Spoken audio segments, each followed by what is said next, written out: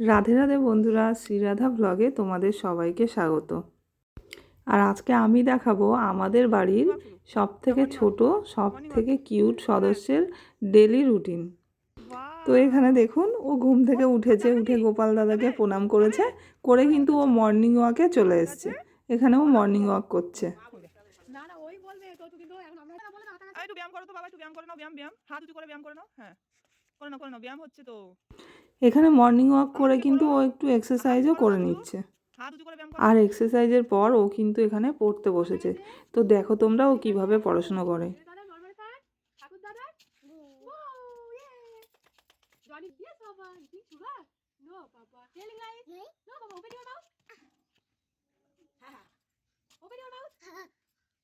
কীর্তি হয়ে গেছে। কেমন ডাকে? ম্যাও ম্যাও কেমন ডাকে? কেমন ডাকে? ম্যাও। আর গরু কেমন ডাকে? আর সাপ কেমন ডাকে? বাবা। আর হাঁস হাঁস দেখ। টিকটিকি কেমন ডাকে? আর শিয়াল কেমন ডাকে? কেমন ডাকে? ভৌ করে ডাকে। তুমি শুনেছো? কুকুর ডাকে তুমি শুনেছো? মাথা কই মাথা? আর নাক কই নাক? কই নাক? আর দাঁত কই? আর চোখ কই চোখ? ইস ইস। আর হাত কই হাত? ও ওইটা তো পা। ওটা তো পা। আর ঠোঁট কই? ও বাবা, ওরে বাবা রে। নতুন নতুন পায়রাগুলো ঝোটন বেঁধেছে। তারপরে ও পারেতে ছেলে মেয়ে নাইতে নেমেছে। কে দেখেছে? হ্যাঁ, দাদা দেখেছে। দাদার হাতে কলম ছিল, ছুঁড়ে মেরেছে। উফ, দাদা বড্ড লেগেছে। ওখানে কি করছো? এত দুষ্টু কেন? এখানে চুপ করে বসো। কি হলো? তো এইভাবেই ওদিকে কি? পড়াশুনো করে, যেও না যেও সব না। কিছু কিন্তু ওর মুখস্থ, কিন্তু ও রাধে পুরো কথা কিন্তু বলতে বল, পারে না। ও ওখানে সেই যাবো। জন্য এরকম অল্প অল্প করে বলে। রাধে রাধে বলো। ওই তো, কই তো। রাধে রাধে বলো। রাধা। বাবা একটু জয়নিতাই করো তো। জয়নিতাই করো করো। কই? হ্যাঁ, জয়নিতাই। রাধে রাধে বলো। রাধে রাধে। আর এখানে কই? তো ওর রাধে রাধে পড়াশুনো বলো। হয়ে গেছে, তো করেছো? এখন একটু খেলা মর্নিং করবে। ওয়াক করেছো? আর তারপর তুমি কিন্তু মর্নিং ওয়াক করেছো? ওকে 11টার দিকে স্নান যাস না যাস করিয়ে না, এদিকে দিচ্ছে। এদিকে এদিকে আয়। এ বাবা, কি হচ্ছে এটা?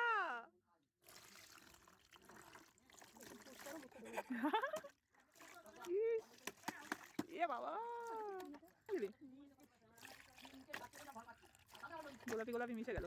আর স্নান করা ওর হয়ে গেলে ও কিন্তু জামা কাপড় পরে সুন্দর করে সাজুগুজু করে ও কিন্তু গোপালের কাছে যাবে, গিয়ে পুজো করবে। তো এখানে দেখুন ও কি সুন্দর করে এখানে পুজো করে।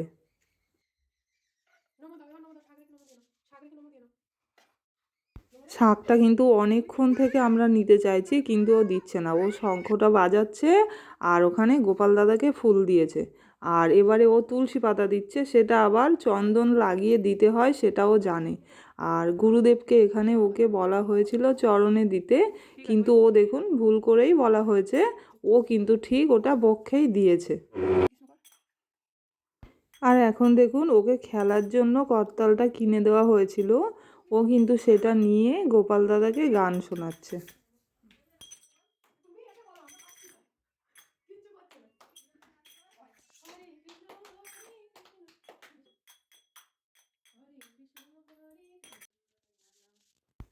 আর এখনও গোপাল দাদাকে একটা তুলসী পাতা দিচ্ছে, তারপরে কিন্তু ও প্রণাম করবে। ও কিন্তু দণ্ডবত প্রণাম করবে। দেখুন কি সুন্দর করে ও প্রণাম করে।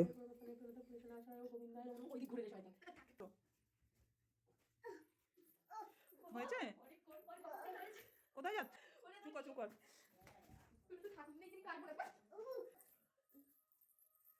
তারপর দেখুন ওর এখানে প্রণাম করা হয়ে গেছে, তো ও সোজা ঘরে চলে এসছে। তারপরে কিন্তু ও বাইরে গেছে তুলসী মঞ্চের কাছে। তুলসী মঞ্চে কিন্তু ও ফুলটা দেবে, দিয়ে ওখানেও একটু ও নাচ গান করবে।